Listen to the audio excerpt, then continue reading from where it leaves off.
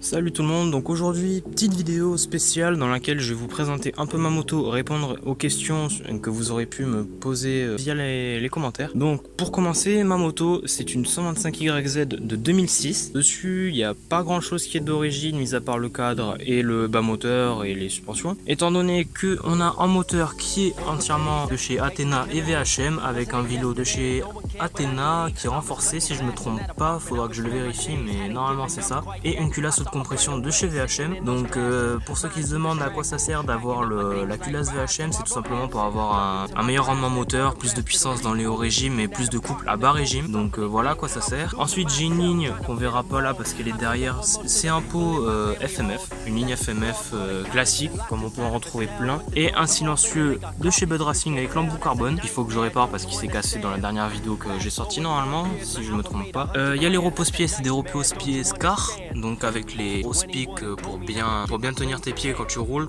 parce que ça franchement c'est magnifique.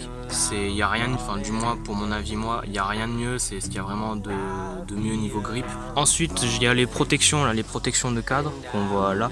Les protections de cadre, ça c'est de chez Acerbi, qui servent à déjà protéger le cadre, mais aussi les parties bleues qu'on voit juste là, ça sert à avoir un meilleur grip au niveau des pieds pour avoir une meilleure accroche et une adhérence pour moins partir en arrière, en plus des repose-pieds. Alors si je me trompe pas, ma démultiplication c'est du 13 par 50, si je m'en souviens bien. Et ensuite c'est à peu près tout, à part les durites bleues que l'ancien propriétaire s'est amusé à rajouter, mais ça change rien. Il y a ensuite un radiateur grande capacité pour mieux refroidir la moto les jours d'été. Et c'est à peu près tout. Après le reste tout est d'origine, à part le kit plastique réplica 125 de 2015.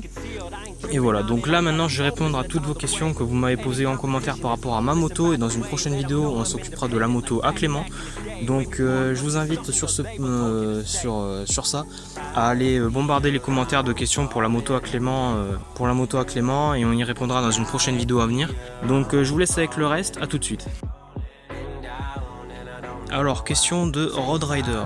Alors tout d'abord merci pour le compliment mec, merci pour le commentaire positif, ça fait plaisir. D'ailleurs je vous invite à lâcher des commentaires pour me dire ce que vous en pensez de la chaîne, du contenu qu'il y a, et me dire les défauts qu'il y a plus ou moins sur la chaîne et qu'est-ce que je pourrais améliorer pour que les vidéos soient meilleures. Donc pour répondre à ta question, le piston je le fais toutes les 35-40 heures suivant le roulage que j'ai eu.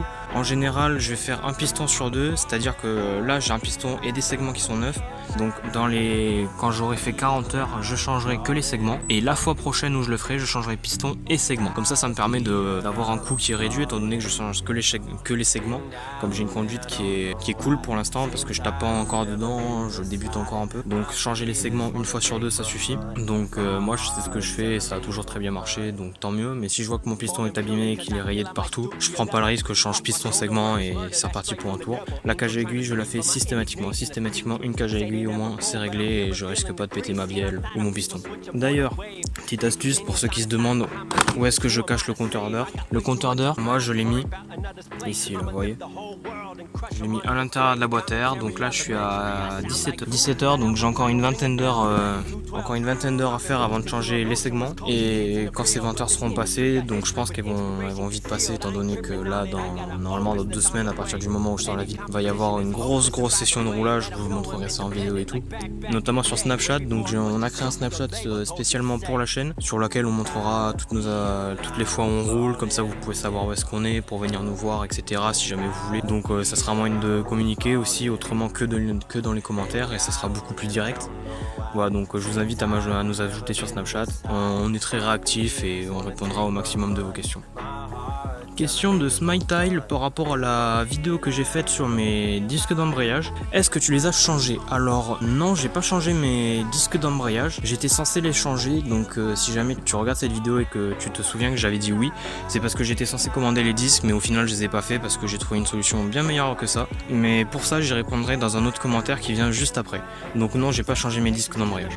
Ensuite, petite question de Matt Track. Où as-tu eu ton kit déco? Alors mon kit déco, je l'ai fait chez CBO qui travaille avec Eight Racing.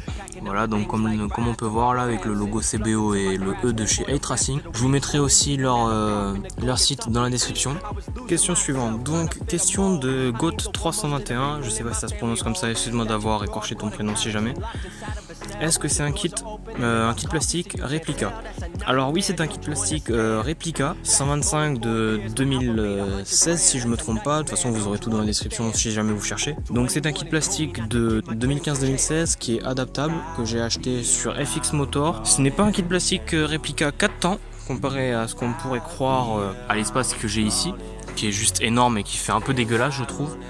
Mais contrairement à ce qu'on peut penser, c'est un kit plastique réplica 125 2 temps et 250 2 temps. Donc c'est un kit plastique normal en fait, qui a équipé sur toutes les nouvelles YAM 125. Voilà, donc j'ai acheté tout ça sur FX Motor. Je vous mettrai tous les liens en description, évidemment. Question très intéressante de Nicolas, toujours en rapport avec le kit plastique. J'ai entendu une histoire de rivets, est-ce que c'est pas trop galère? Alors oui, il y a une histoire de rivets et non, c'est vraiment pas trop galère. C'est compliqué au début quand on le reçoit parce que c'est un peu bordel dans la boîte.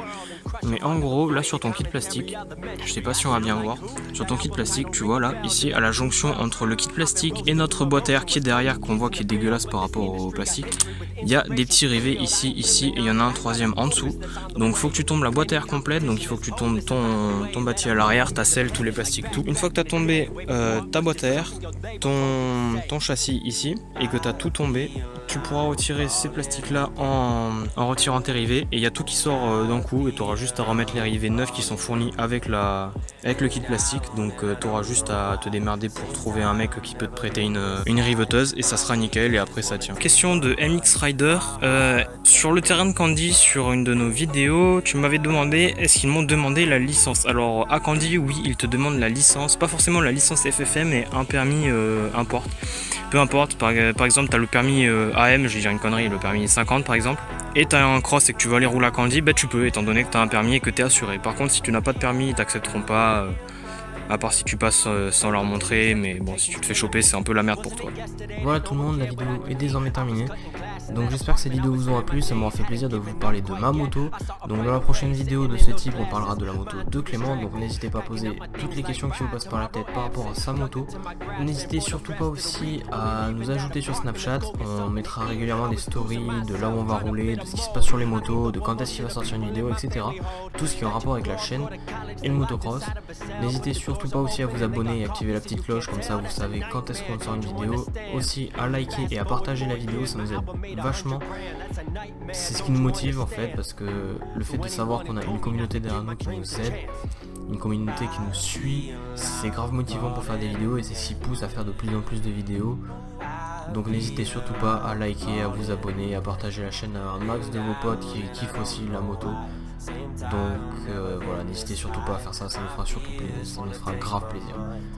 Bon allez, on se retrouve dans 2-3 semaines pour une grosse vidéo qui va arriver. Off my shoulder, word is murder, that's straight from the devil. Angel trying to speak, but my indignation has peaked. Say they never fold, but I'm here revealing the